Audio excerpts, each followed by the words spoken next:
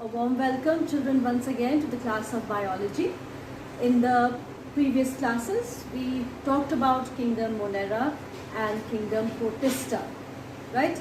And we are right now doing the second chapter of biology, that is biological classification.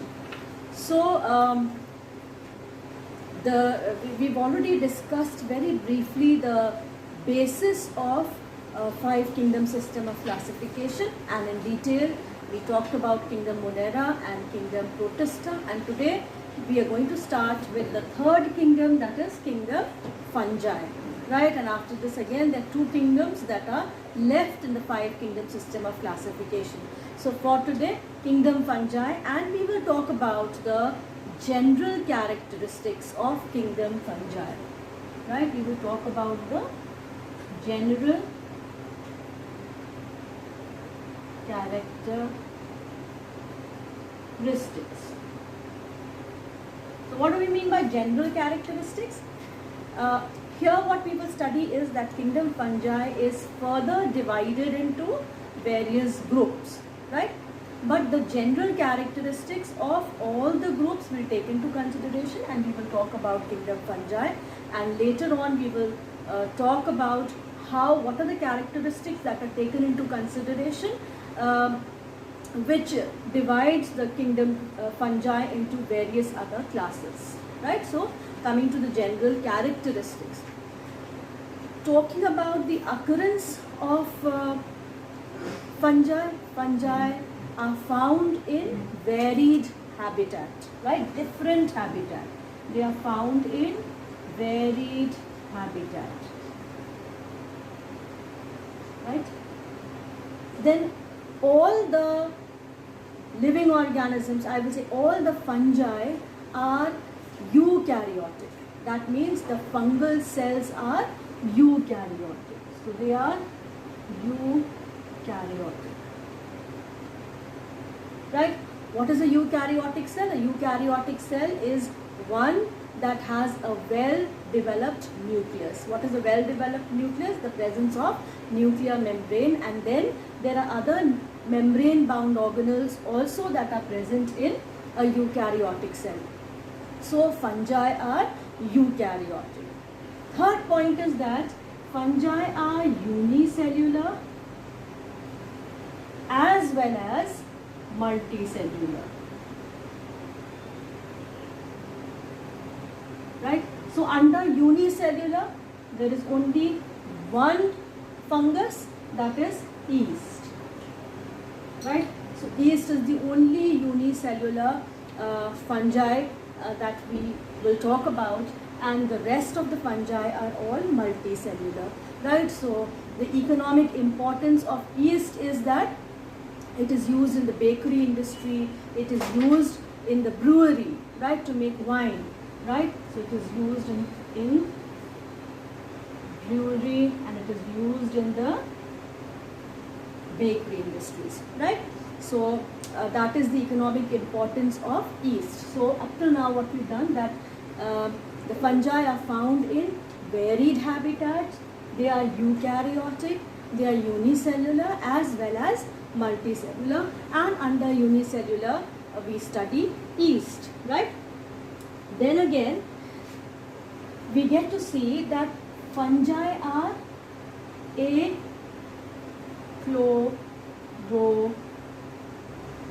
If you remember, I had explained why the word A is added. A means absence, right? So there is absence of chlorophyll in fungi. So fungi do not contain chlorophyll. Now if they do not have chlorophyll, that means they won't be able to manufacture their own food. And those organisms which cannot manufacture their own food are known as heterotrophs. So what are heterotrophs? They cannot manufacture their own food and they are dependent on other sources for food.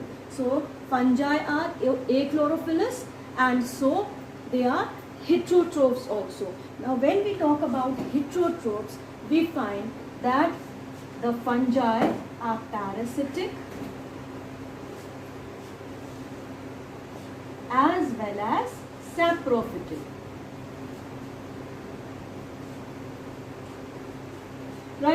So there are two modes of nutrition in heterotrophs, that is parasitic and saprophytic, right? A parasite derives its nutrition from a living host, right? So that means if a fungus is parasitic, it is causing some or the other disease in the organism, right? For example, there are various plant diseases also that we will talk about. Other than that, if we talk about humans, then sometimes we suffer from some skin infection, right? So that skin infection which leads to itching, etc., that is also a kind of a fungal disease, right? So those are parasitic fungi that derive their nutrition from living host.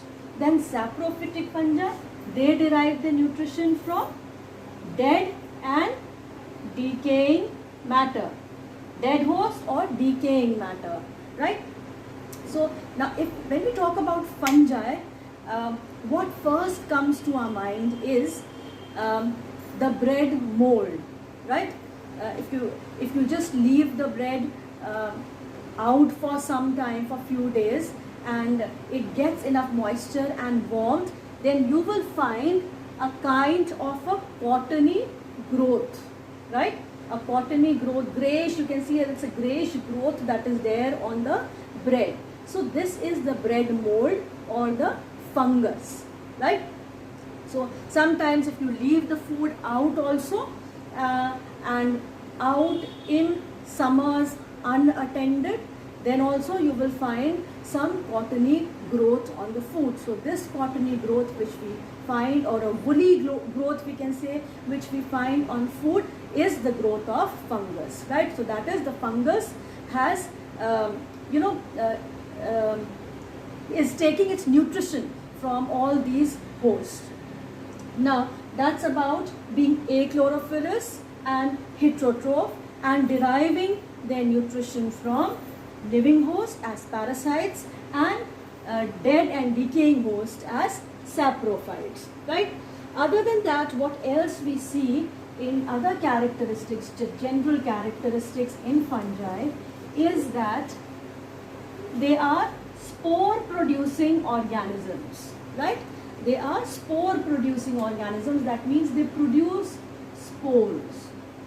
Spore producing, right? They are spore producing organisms. When we will study in detail about the fungi, you will understand what are these spores, right? Now these spores are very, very useful from the reproduction point of view, right? So that is the importance of spores.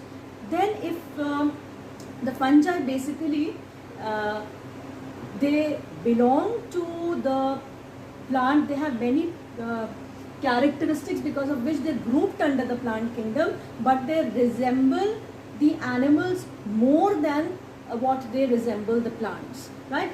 Now when we talk about plants, you studied the vascular bundles, right? You studied the xylem and phloem, which are the conducting tissues, right, or the vascular tissues. Now these vascular tissues are absent in fungi, right? So what do we say? They are non-vascular. There are no conducting tissues as such which are present in fungi. No conducting tissues are present in fungi. Then again, if you remember, we talked about the cell wall being one of the basic characteristic of the 5 kingdom system of classification, and in that we studied that the fungal cell wall is a characteristic of plant kingdom, right? So the fungal cell wall is made up of fungal cellulose, right? What is another name for the fungal cellulose? It is known as chitin, right? Now what is this chitin made up of? Chitin is made up of a chemical which is known as N-acetyl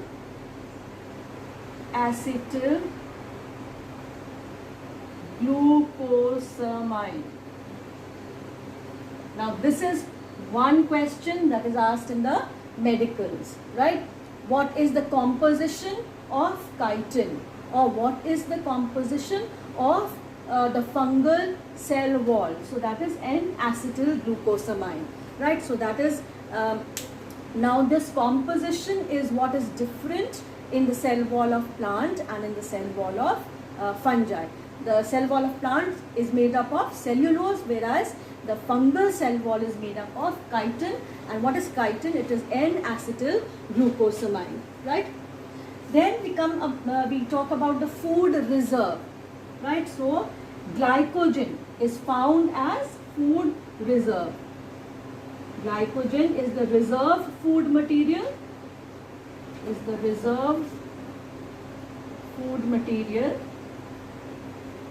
in fungi, right? So we, in the earlier classes, we studied about the reserve food material in plants, which is starch, right? That in animals is glycogen, and in fungus also the reserve food material is glycogen, right? Now the study of fungi, right? The kingdom fungi, the study of fungi is known as mycology, right? So another term, new term that you learn here is the study of fungi. Study of fungi is known as mycology. So under mycology, we will study different types of fungi, right? Fungi is a plural term and fungus, fungus, is a singular term, right? So the correct pronunciation is fungi is fungi, right? So we study under mycology the different types of fungi. So the study of fungi is known as mycology, right? Okay, we've discussed that unicellular forms are yeast, and the multicellular forms you will come across rhizopas, we'll come across mushrooms, we eat mushrooms, isn't it? And it's a delicacy for many people, right? So nice vegetable is prepared from this mushroom. So what is this mushroom? That is also a fungi, a group of fungi, right? So this is all what we will study about all these things, you know, the common things that we come across every day. Bread mold is there sometimes, and this mold is not only formed on the bread or any food item that is left in a moist and a warm place, this cottony outgrowth develops, right? So that is the fungus, right? Something which everybody must have seen at home at some or the other point of time. Sometimes you bring tiffin and you leave food in the tiffin box, and if it's a weekend, maybe you forget to take the tiffin box out to get it washed, right? Then after 2 days, what happens? When you'll open your tiffin box, you will find the food material there, and on top of that, you will find this fungal growth, right? The cottony growth there. So that is the fungus. And mushrooms also most of us eat, right? So this is what we are going to study about now. And of course, we are studying about all these things only. Now, when we say that fungi are heterotrophic in nature, that means they cannot manufacture their own food. They are dependent on other sources for food. We also get to see that these fungi, how do they take in their nutrition, right? They do not have any mouth or anything like that to chew the food, right? And they cannot manufacture their own food. So, and they're dependent on other sources from food. So then, how are they going to take the food from the other source into their body, right? So the way they take in the food into their body is by absorption, right? So there are enzymes that are released, and then the food material is absorbed. So larger they spread, larger is the surface area, or we'll say larger is the absorptive area, and more food is absorbed. Now here you can see that this is a fungal growth on a food material, right? And if you will look at this fungal growth, you will see all over the food the fungus has grown. All over the food the fungus has grown, right? So when it has grown all over the food, that means it has spread to a larger area, and more larger the area, the more is the absorptive surface, and more can the nutrients be absorbed by the fungus, right? So that's about the absorptive area. of fungus, right? So the growth, more they spread, the more is the absorptive area, and more food can be absorbed by these fungi, right? So so that was, these were a few of the general characteristics of fungi, and we move further, and now we will talk about the structure of a fungus, right? So fungal structure, that also will come under general characteristics. So we move on to the next characteristic, that is the fungal structure.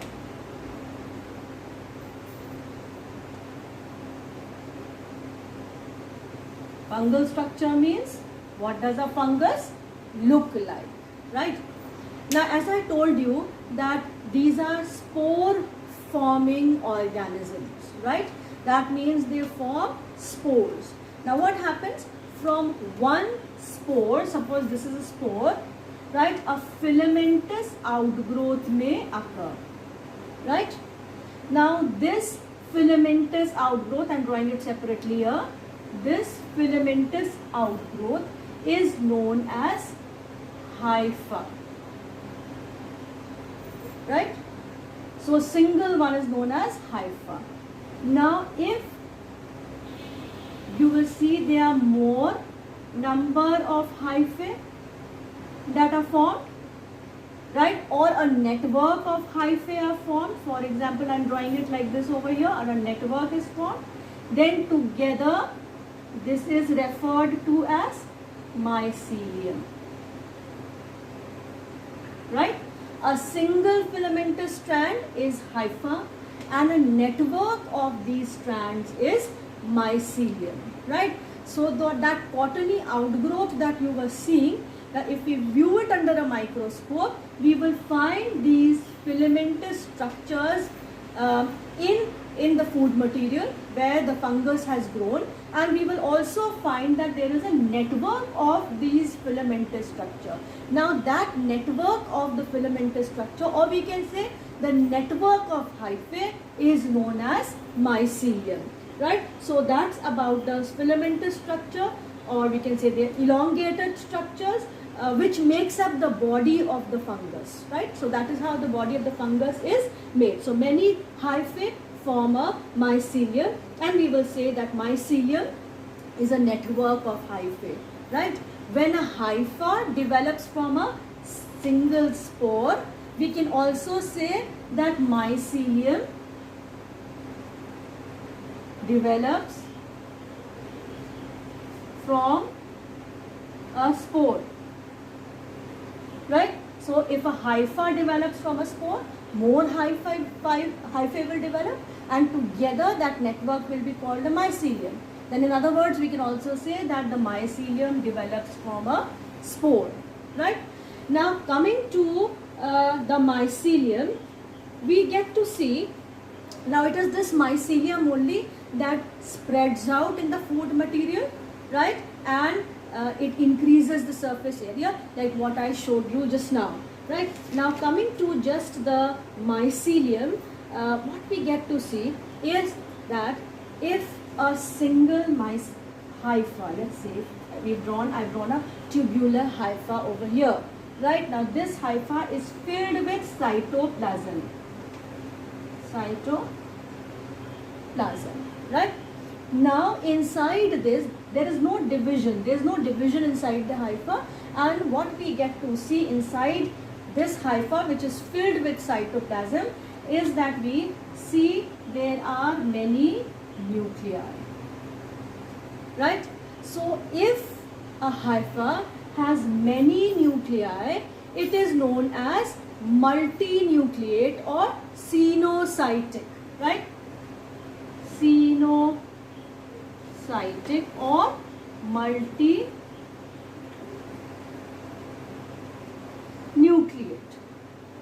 right? Well, we have to keep all these things in mind because when we will talk about the various groups, so these will be the characteristics on which the groups are divided, right? So we talked about the hypha, we talked about the mycelium, which is a network of hypha. Then we said that if a single hypha, which is filled with cytoplasm, has more than one nuclei, we say that it is multinucleate, or we say that it is cenocytic, right? Or otherwise, an hypha may contain just a single nucleus, right?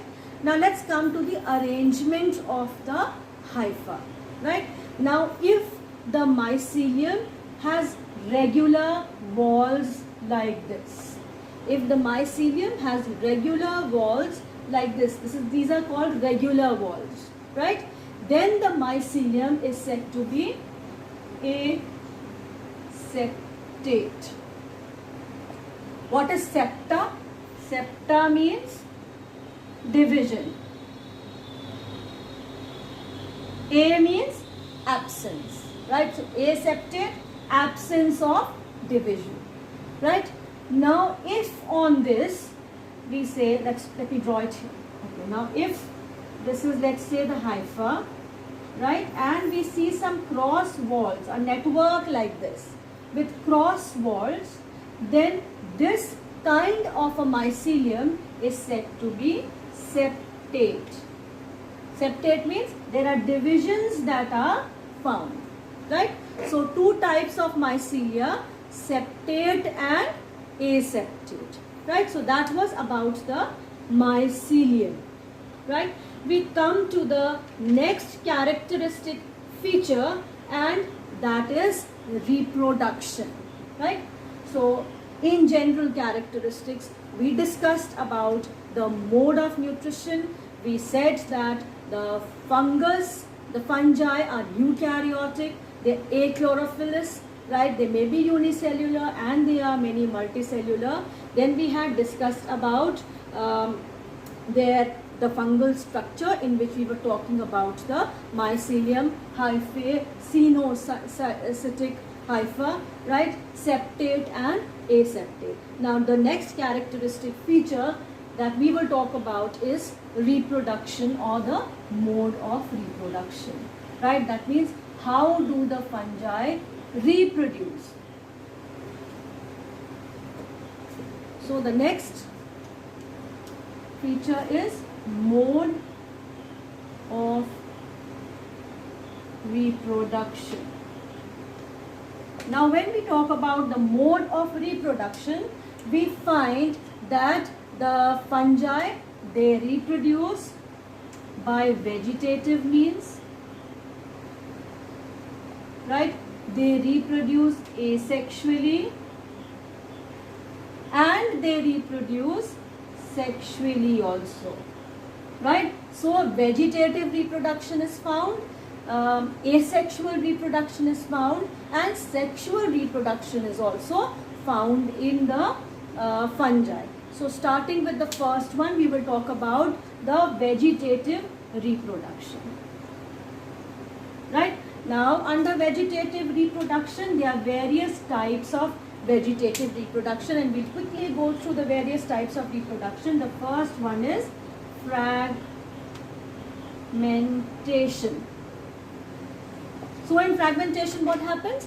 That the structure, that is the fungus, it breaks into many fragments or many small pieces, and now this breaking up of the fungus into many fragments may be due to a mechanical injury or maybe due to decay, right? So it divides into many, it breaks up in fact into many fragments, and each fragment grows into a new fungus, right? So that is fragmentation. Then the next vegetative reproduction that we see is budding, right? I'm going fast because we've already done these things. So budding is a kind of an outgrowth that is formed on the parental body, right? That outgrowth grows up to a certain stage while still attached to the parent body, and then when it is big enough, it detaches itself from the parent body and it grows on its own, right? So that is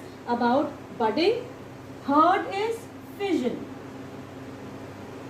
right? Where it divides into two daughter cells, right? So a unicellular yeast divides into two daughter cells by fission, right? Then we come to the fourth,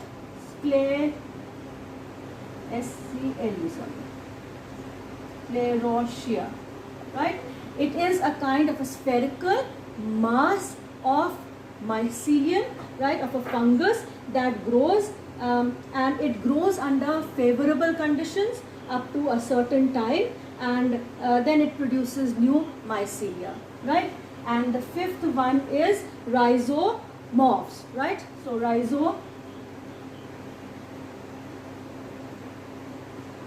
now these rhizomorphs, they actually, we just talking about the structure of the thallus, right? So these rhizomorphs, they form rope-like long structures, right? So they form rope-like long structures on the substratum, right? And these hyphae, they grow, and this kind of formation actually takes place during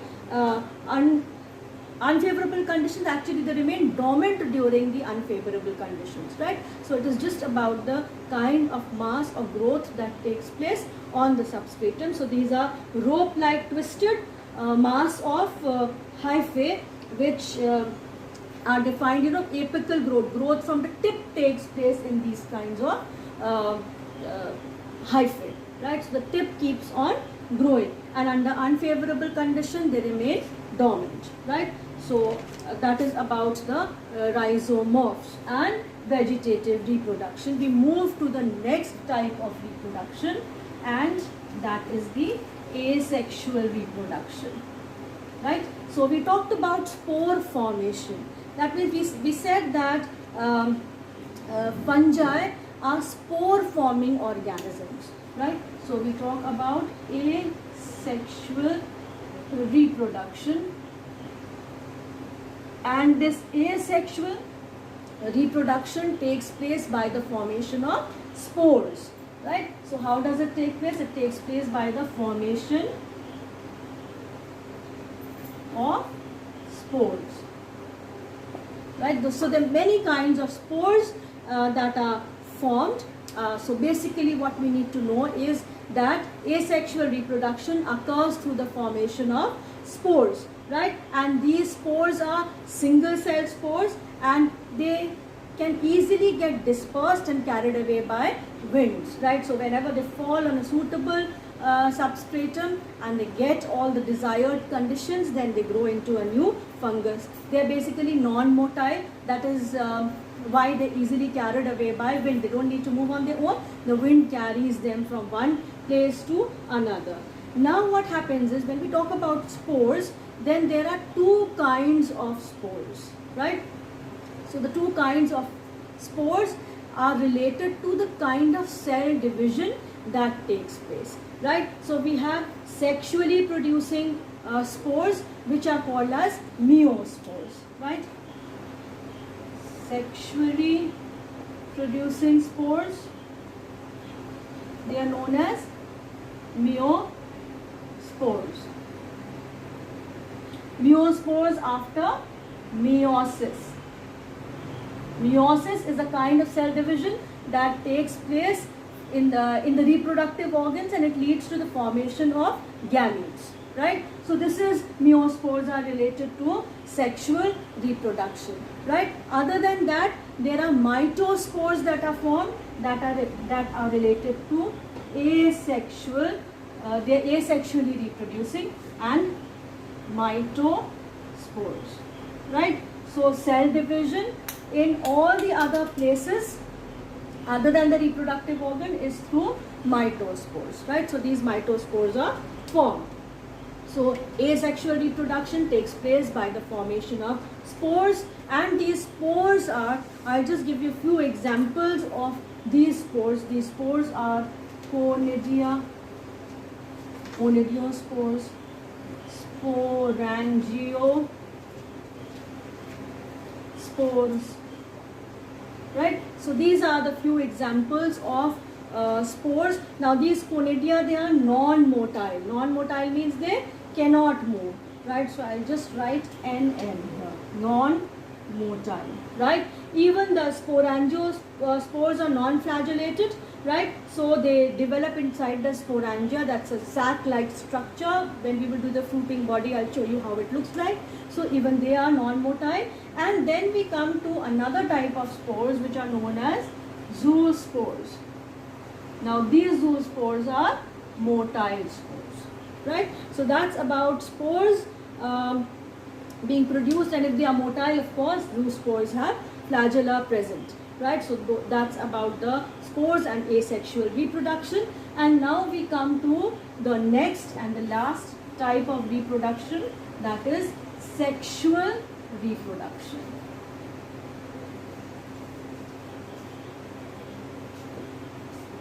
Right, so the sexual reproduction, formation of gametes, that is what we know about sexual reproduction, right? So there are various spores that are produced in distinct structures, right? So where are the spores produced? They are produced on, we can say, on the body of a fungus, right?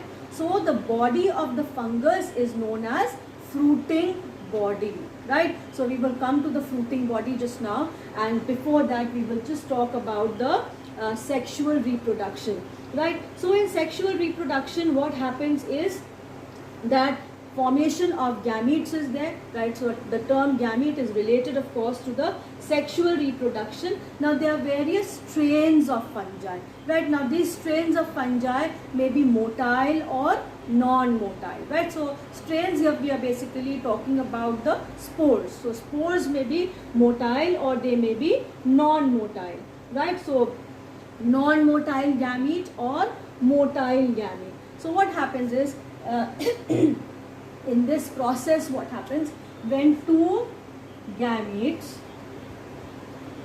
when they come together, right, inside this cytoplasm is also, right? So when they come close together or when they come in contact with each other, then what happens is that the fusion of the protoplasm takes place, right? Fusion of the protoplasm. So this would lead to formation of, the fusion has taken place of the protoplasm and the nuclei are there, right? So this fusion of the protoplasm is known as plasmogamy,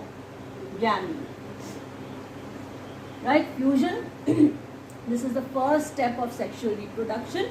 Plasmogamy is the first step of sexual reproduction. What is plasmogamy? It is the fusion of the two gametes, the protoplasm of the two gametes, right? As a result of this, what happens? A cell is formed which has two nuclei, right? Now at times this stage with a cell with two nuclei remains like this for some time, right?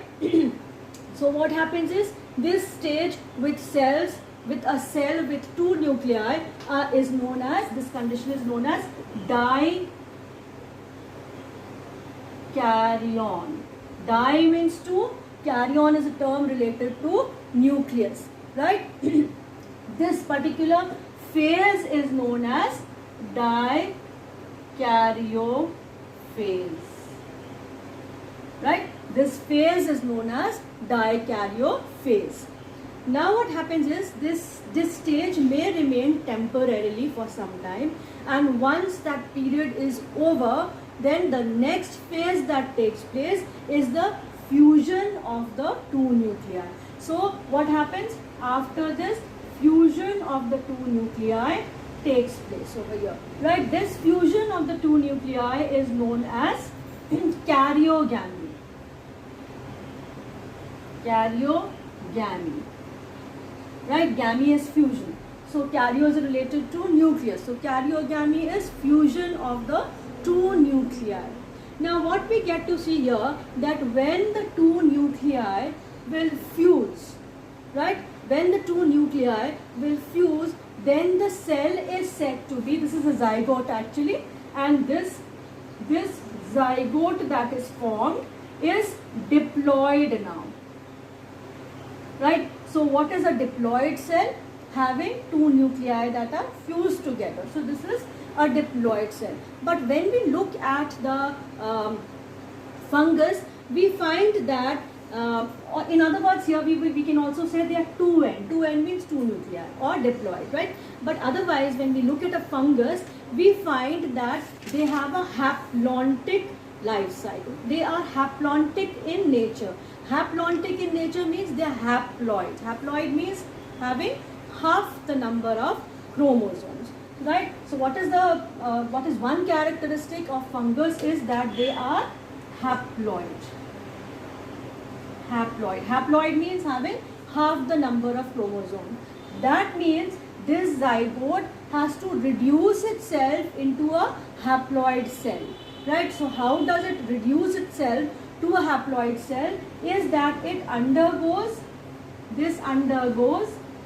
meiosis, right? What is meiosis? A cell division that takes place in the reproductive cells, right? The division of the reproductive cells, cell division that takes place in the reproductive cells, that cell division is known as meiosis, right? So as a result of meiosis, what happens is 4 daughter cells are formed.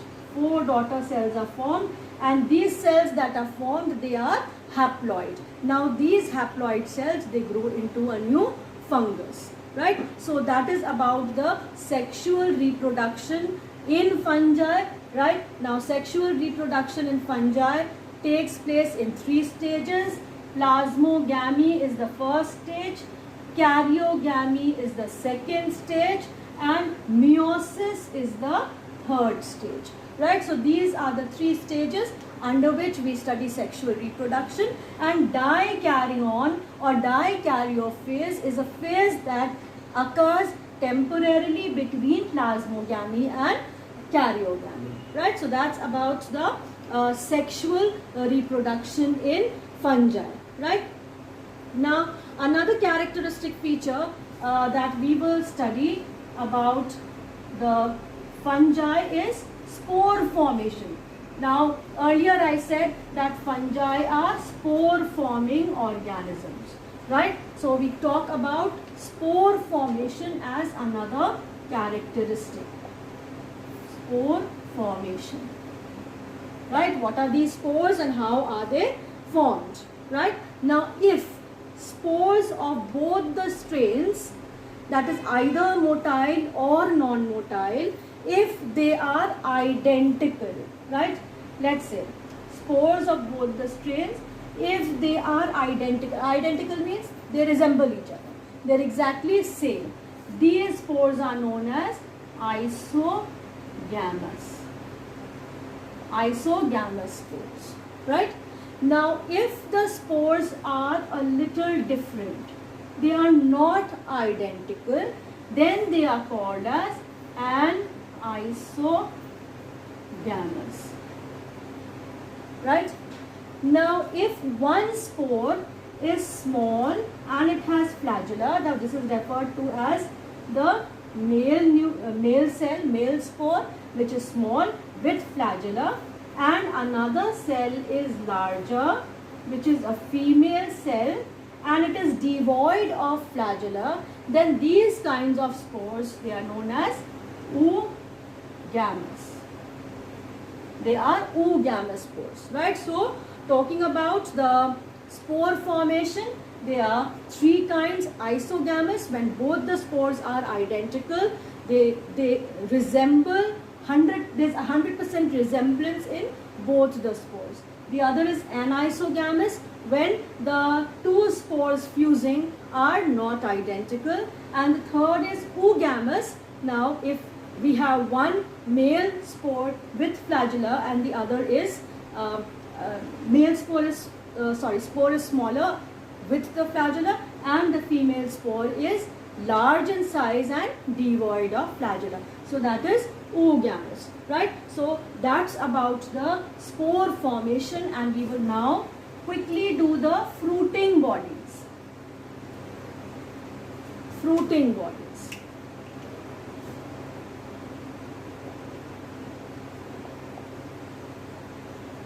What are fruiting bodies? The structure of the fungi, right? The structure of the fungi are the fruiting bodies. So they are variously structured. There is varied morphology, we can say, right? So let's say, for example, This is the mycelium, right?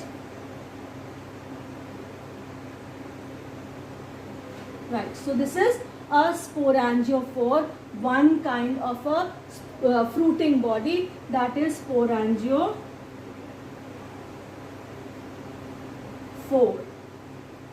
Right? Another fruiting body that we can talk about is a structure like this, and inside there are many spores.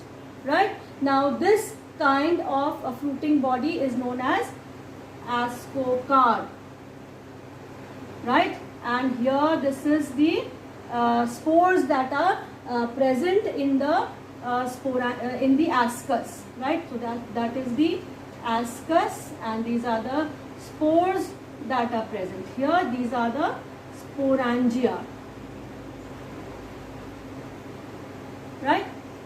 Then another kind of a fruiting body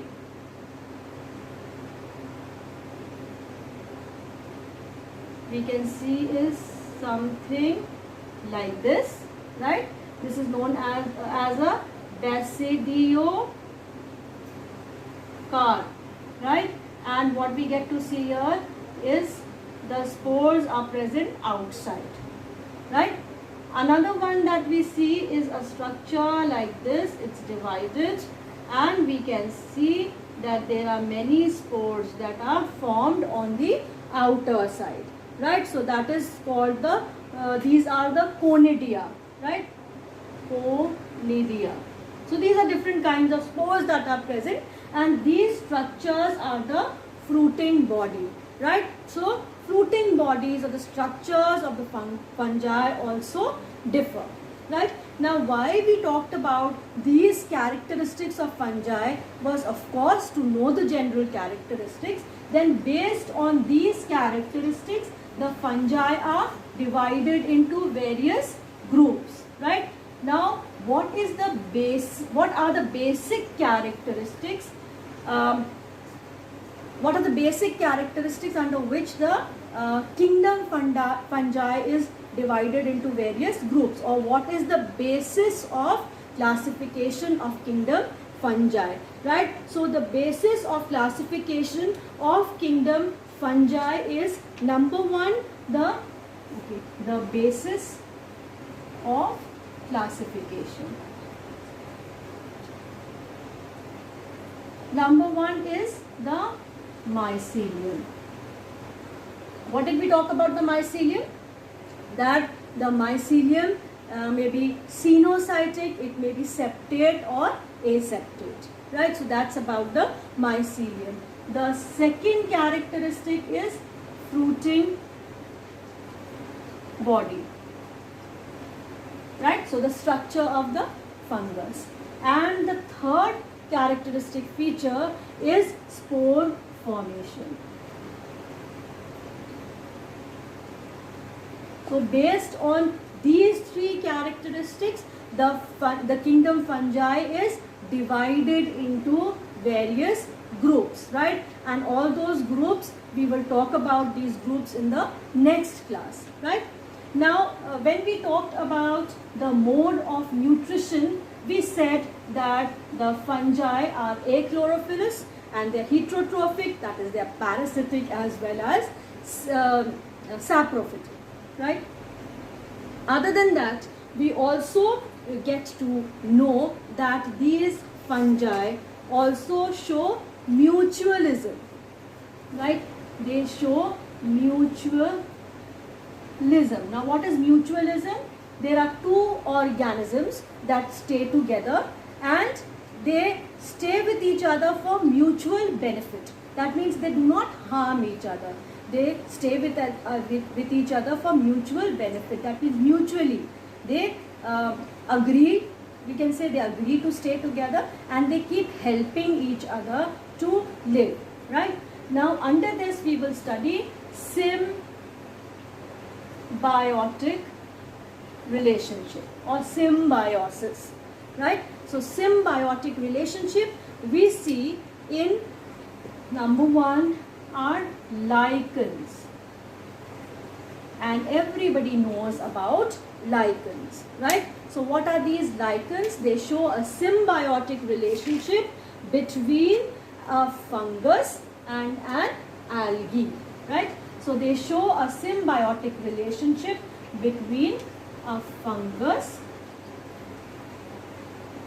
and an algae, right?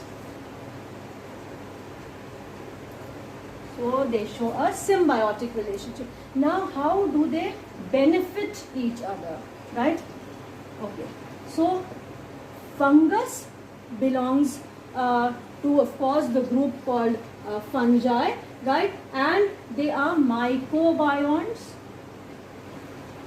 Mycobionts. Algae is a phycobiont, right? So a relationship. Now this term fungi was put forward by Theophrastus,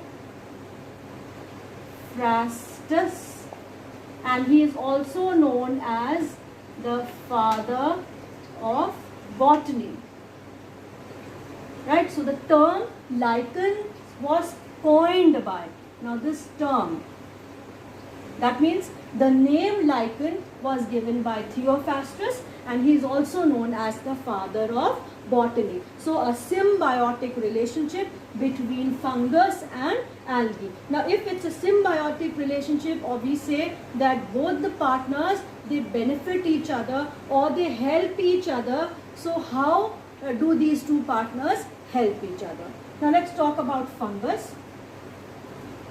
Fungus, we know, is heterotroph. It's a heterotroph, so it cannot manufacture food.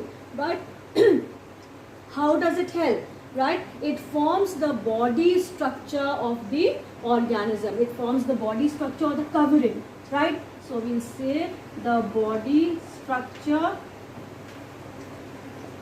or the covering. Or in other words, we can say provides shelter, right? That is one. Second thing, it provides water and minerals, right? So it provides water and minerals, and then they have those hyphae or the mycelium which fixes the fungus into the substratum, right? So it acts like root, right? Like the roots can stand firm on the soil because of the presence of a plant can stand firm on the soil because of the presence of roots, right? So roots help in anchorage. In the same way, fungi also, with the help of those mycelium, they help in anchorage, right? So this is how the fungus helps the algae, right? Now how does the algae help? How is the algae beneficial? Algae has chlorophyll, that is why I have written it with green. It has the presence of chlorophyll, and so it can manufacture food, right? So algae, it provides food to the fungus, right? So algae gets shelter from the fungus, right? It gets water and minerals to prepare the food from fungus, right? And anchorage also, right? And what does algae do? It manufactures food and provides food to the fungus. So that is how they mutually benefit each other, right? And then there's a lot of economic importance also. These lichens are early colonizers, right? They're very very old, and they are they are found in colonies. And if you look at a lichen, you won't be able to differentiate which part of the lichen is the fungus and which part of the lichen is the algae, right? Then they are food, a staple food for reindeers, musk, ox, etc. Right? So they are food also for many, and they form dyes. Right? We use litmus, right?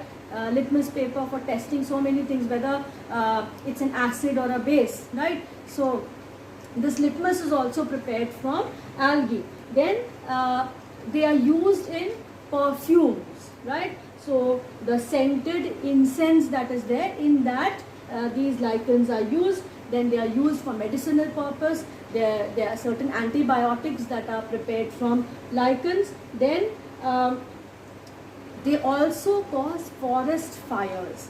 right? There is one group of lichen known as Usnea, right? Usnea, right? In hot seasons, when it is very very hot, it leads to forest fire also. Other than that, these lichens are pollution indicators, right? So they indicate air pollution, right? So let's write it.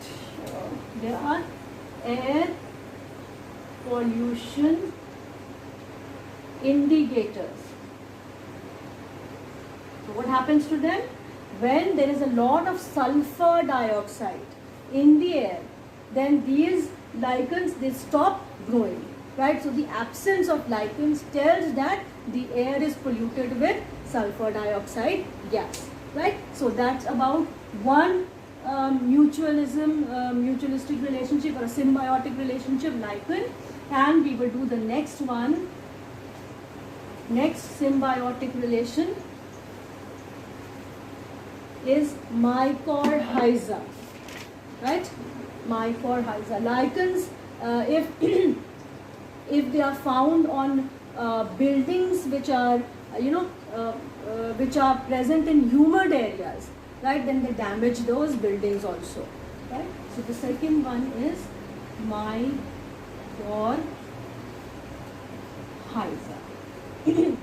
Again, showing a symbiotic relationship, right? It's an association of a fungus,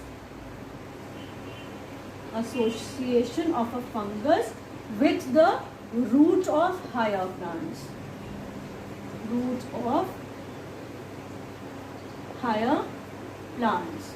Right? So they are found inside the root or the cortex of the root, right? So now how do they help each other? We can see that there is a kind of a woolly or a cottony growth on the root that is there, right? So that is showing mycorrhiza. And sometimes there are two types of mycorrhiza. One is endomycorrhiza,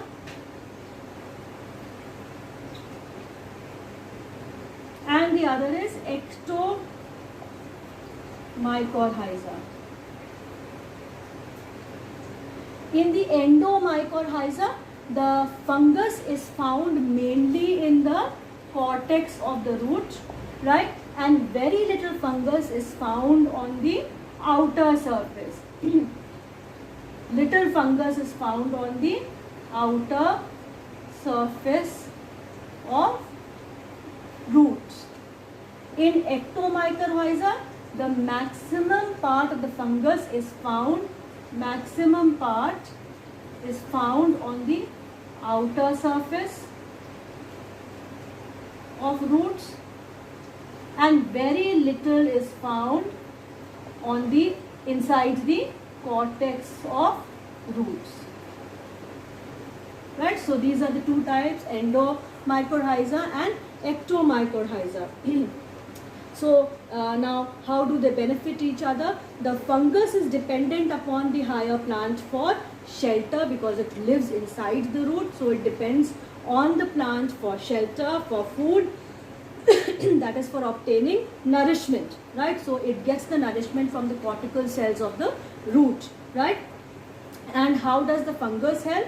The fungal hyphae provides water and minerals to the plant, right? Other than providing water and minerals to the plant, they also produce some growth promoting substances, right? So the fungus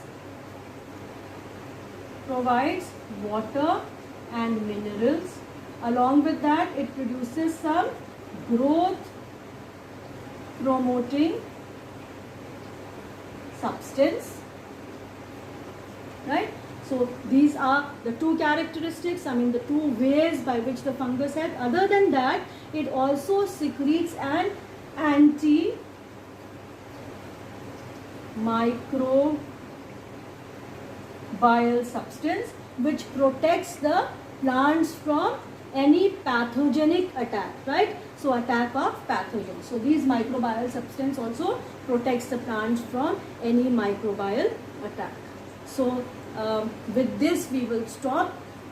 the general characteristics of kingdom fungi, and other than the general characteristics, we have also talked about symbiotic relationship, and under symbiotic relationship we discussed about lichens and mycorrhiza. A quick recap of the general characteristics: we said that fungi are eukaryotic, they are heterotrophic, right? Then we talked about their mycelium, and we talked about the 3 types of reproduction, that is vegetative reproduction, asexual reproduction and sexual reproduction. We talked about spore formation, and we also discussed the fruiting bodies, and we also said that the basis of classification of kingdom fungi is spore formation, mycelium and fruiting bodies. So under these 3 characteristic features, the kingdom fungi is divided into various groups, and we will talk about these groups in detail in our next class. Until then, please complete the assignment that is given in this class, and of course post your answers on the WhatsApp group. Thank you.